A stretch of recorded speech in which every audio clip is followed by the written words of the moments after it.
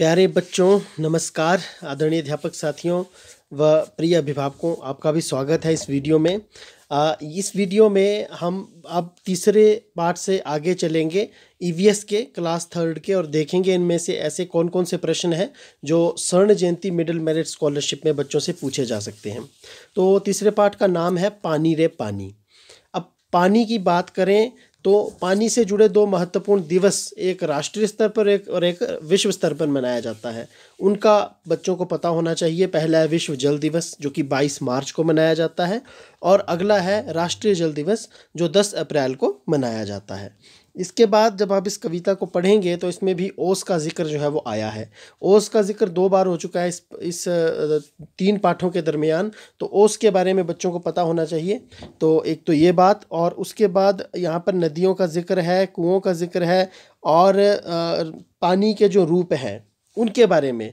तो हम सभी जानते हैं पानी के जो है वो 2 ठोस, द्रव और गैस, 3 जो रूप है वो मुख्य रूप से हैं। यहाँ तो ओस, बर्फ़ और भाप को ही बताया गया है, लेकिन ये रूप भी बच्चों को पता होने ज़रूरी हैं।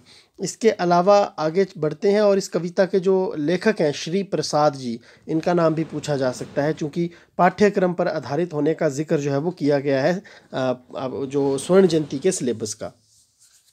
अब एक और महत्वपूर्ण चीज़ है वो ये है कि यहाँ पर आप देख सकते हैं कि कुछ एक सवाल पूछे गए, ये साधारण से हैं, इनको बच्चा नहीं भी पढ़ेगा तो वहाँ पर कर लेगा, इसीलिए मैं इस वीडियो में इन पर जो है वो ज़्यादा फोकस नहीं कर रहा हूँ। जो महत्वपूर्ण सवाल है, जैसे पानी कहाँ कहाँ से मिलता है, अब ये तो बच्चों को पता ही होगा, लेकिन यहाँ पर देखने वाली बात यह है कि नदियों का जिक्र है तो बच्चे को हिमाचल प्रदेश की प्रमुख जो 5 नदियाँ हैं, या कुल जो 5 नदियां हैं, रावी, सतलुज, यमुना, चिनाब और ब्यास, इनके नाम पता होने चाहिए, और इनसे जुड़ी महत्वपूर्ण जानकारियां भी बच्चों को होनी चाहिए। ये मैं अलग से जब एक वीडियो बनाऊंगा तो उसमें बताऊंगा। इसके साथ ही बच्चों को झरने, हिमाचल प्रदेश के जो झरने हैं, चाहे वो सतधारा झरना है चंबा जिला का, चैडविक झरना है शिमला का, भागसूनाथ है कांगड़ा का, या फिर धनछो है चंबा का, उनके और कुछ अन्य झरनों के बारे में जानकारी होनी चाहिए। इसके साथ साथ बच्चों को गर्म पानी के जो हमारे स्रोत हैं, जिनको हम चश्मे भी कहते हैं, जैसे वशिष्ठ है कुल्लू का, खीरगंगा है कुल्लू का, मणिकर्ण कुल्लू का, और तत्ता पानी, तो ये जो झरने हैं इनका भी बच्चों को पता होना बहुत ज़रूरी है। तो और झीलें, हिमाचल प्रदेश की प्रमुख झीलें 2 प्रकार की झीलें हैं, कृत्रिम और प्राकृतिक। कृत्रिम झीलों में यदि बात की जाए तो गोबिंद सागर, पोंग झील, पंडोह झील और चमेरा झील, इस प्रकार से प्राकृतिक झीलों की एक लंबी सूची है जिला बार, वो भी बच्चों को पता होनी चाहिए। उनके बारे में एक अलग से वीडियो में साझा करूंगा, वहाँ पर जो है वो बच्चों को इसके बारे में बताऊंगा। यहाँ मैं मोटा मोटा बता रहा हूँ कि कौन कौन से प्रश्न जो है वो इसमें पूछे जा सकते हैं। इसके बाद देखिए यहाँ भी पूछा गया नदियों के बारे में। अब हम आगे बढ़ेंगे और देखेंगे कि और क्या क्या महत्वपूर्ण सवाल जो है वो इसमें आ सकते हैं बच्चों के लिए। तो आगे जो है वो ये देखिए, ये फिर से वही जल के स्रोतों के बारे में पूछा गया है। अब यहाँ पर ये जो सवाल है जिसका मैं बात कर रहा था, मानसिक योग्यता में, मेंटल एबिलिटी में इसको पूछा जा सकता है, और यहाँ तक कि इसको ईवीएस में भी पूछा जा सकता है। जैसे सर्कल द ओड वन, इसमें से जो सबसे अलग है उसे सर्कल करना है। जैसे नदी, पहाड़, तालाब, नल, सोता, इसमें सभी जल स्रोत हैं पहाड़ को छोड़कर, तो पहाड़ सबसे अलग हो गया। नहाना, कपड़े धोना, तैरना, कंघी करना, आटा गूंदना, ये सभी वो कार्य हैं जिनमें पानी की ज़रूरत पड़ती है सिवाय एक कार्य के, और वो है कंघी करना, तो ये इसमें उत्तर हो गया। अगला जैसे मछली, बतख, बंदर, मगरमच्छ, कछुआ, इसमें जो बंदर है उसे छोड़कर बाकी सभी या तो जलीय जीव हैं या उभयचर हैं, जो जल और स्थल दोनों में रह सकते हैं। तो यहाँ पर बंदर जो है वो सबसे अलग हुआ। अब आगे है कार, नाव, बस, रेलगाड़ी और साइकिल। इसमें से सभी जो गाड़ियाँ हैं वो सड़कों पर चलती हैं, लेकिन नाव एक ऐसा परिवहन यातायात का साधन है जो जल में चलता है। तो ये थे महत्वपूर्ण प्रश्न इस पाठ के, और मुझे लगता है कि इसमें से ज़रूर कोई ना कोई प्रश्न जो है वो आ सकता है, तो आप इसको बिल्कुल भी जो नज़रअंदाज ना करें, इसका अभ्यास ज़रूर करें। अभी हमने पढ़ा तीसरा पाठ, तो अब इसी प्रकार से हम चौथे पाठ को शुरू करते हैं। बच्चों, मैं वीडियो में आगे बढ़ने से पहले ये बात आप सबसे साझा करना चाहता हूँ कि जब आप वीडियो को पूरा देखते हैं तो मुझे बहुत अच्छा लगता है। तो आप वीडियो को पूरा देखा करें, इसे अपने दोस्तों के साथ, अध्यापकों के साथ ज़रूर साझा करें। इससे वीडियो बनाने का मेरा भी जो मकसद है वो पूरा होता है और कहीं ना कहीं मुझे वीडियो बनाने की एनर्जी और ऊर्जा भी मिलती है। तो ये जो चौथा पार्ट है, इस पार्ट में बहुत ज़्यादा प्रश्न नहीं हैं, लेकिन जितने भी हैं महत्वपूर्ण हैं। अब पहला ही प्रश्न है हमारा स्कूल। तो इसमें ये बताया गया है कि हम अक्सर स्कूल को ही अपना पहला स्कूल मान लेते हैं, लेकिन वो जगह जहाँ हम सब कुछ सीखते हैं वो हमारा परिवार है। तो परिवार में हम सबसे पहले जब कोई चीज़ सीखते हैं तो एक बड़ा बेसिक सा प्रश्न है कि समाज की सबसे छोटी इकाई कौन सी है? तो इसका उत्तर है परिवार।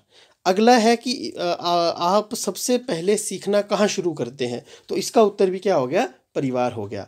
और बड़ा ही महत्वपूर्ण है रिश्ते।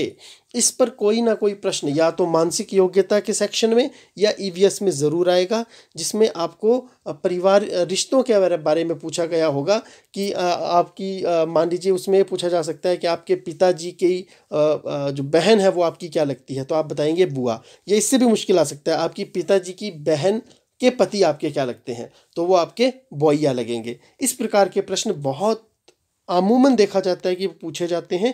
और एक और चीज़ है युग्म में रिश्ता। जैसे मान लीजिए आपके मम्मी और पापा जो हैं वो आपस में क्या लगते हैं? पति पत्नी। ठीक है। इसी प्रकार से अगर आप जो आपके बाकी रिश्ते हैं उनको भी आपको समझना है।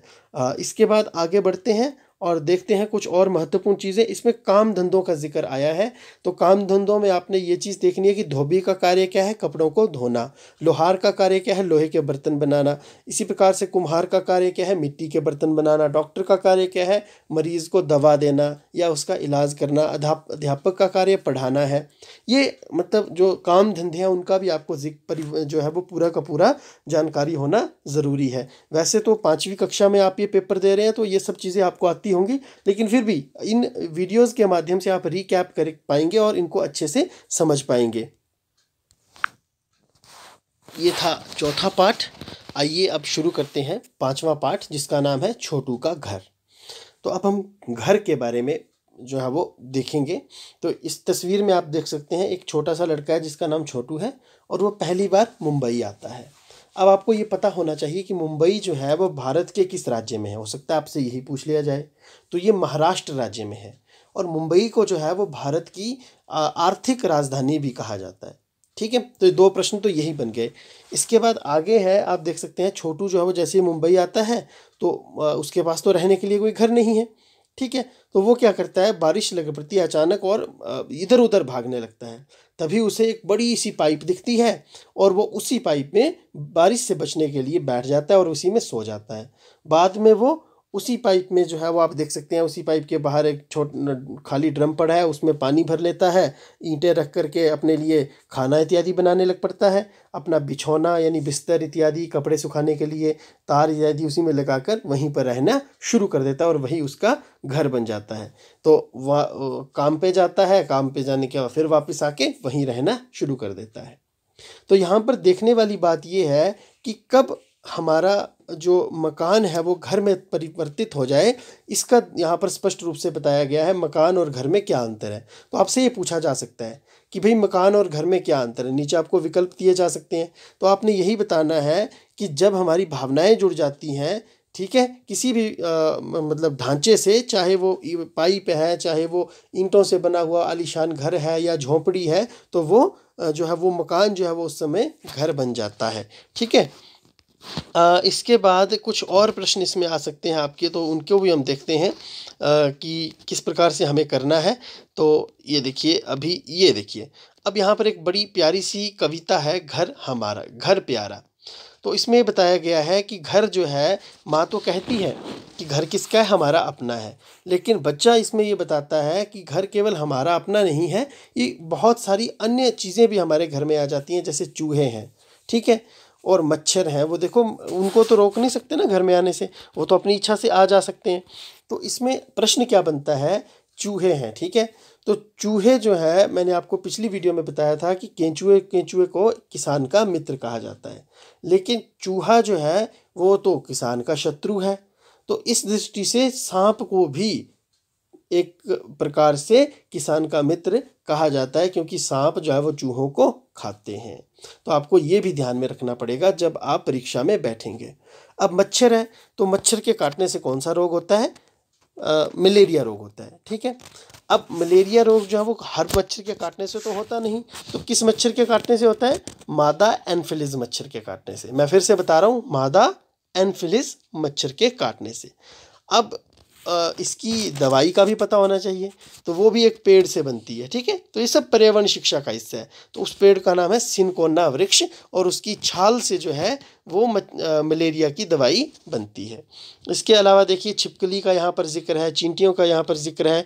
तो चींटी एक ऐसा आप ये कह सकते हैं कि जीव है जो समूह में रहता है। ठीक है, तो पंछी है। तो ये सब आपको जो है वो पेपर में इनमें से कुछ प्रश्न पूछे जा सकते हैं, तो इनका यहाँ पर मैंने आपके साथ जिक्र किया। तो आपने इन सब की भी तैयारी करनी है। अब आप देख रहे होंगे कि हमारी वीडियो भी 10 मिनट से ज़्यादा हो गई है, तो मैं नहीं चाहता कि बहुत लंबी वीडियो बने और फिर उसको आप देखें ही नहीं। तो मैं वीडियो को यहीं पर समाप्त करता हूँ। ये आज का जो हमारा पाठ था, इसमें इतने ही प्रश्न जो है वो आपके काम के थे, जो कि आपसे आपकी परीक्षा में पूछे जा सकते हैं। तो अब हमने 2 वीडियोस में 5 पाठों तक का जो सफ़र है वो तय कर लिया है। आगे के पाठ आगे की वीडियोस में, लेकिन मैं वीडियोस तभी बनाऊंगा जब आप इसे पूरा देखेंगे और अपने दोस्तों, अध्यापकों और अभिभावकों के साथ साझा करेंगे। बहुत बहुत धन्यवाद। जय हिंद।